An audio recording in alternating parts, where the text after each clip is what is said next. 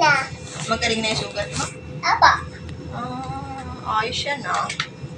O ay, paano na nangyari doon sa ano, sa baby cat at saka doon sa ano, sa bird? Ato hong bibigyan and wala sa pagkain and flyby and talon din. Tumalon. Tasya talon. Mataas tumalon yung frog. Hindi yung baby cat. Yung baby cat.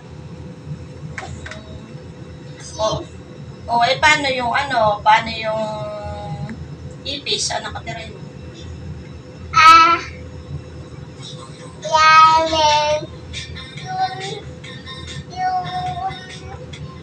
yung tama ko.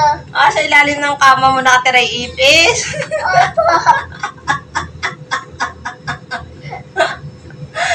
Bakit doon siya nakatira? Kasi at doon sa tira, wala siya sa bahay. Wala silang bahay, kaya doon nakatira sa ilalim ng kama mo. Apa, yung hanggang lagray, pagod siya.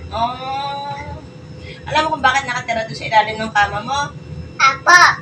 Kasi marami kang kalat. Opo. Mm-mm. Kasi ibis gusto yata alat eh. Oo. Gusto niya maraming kalat.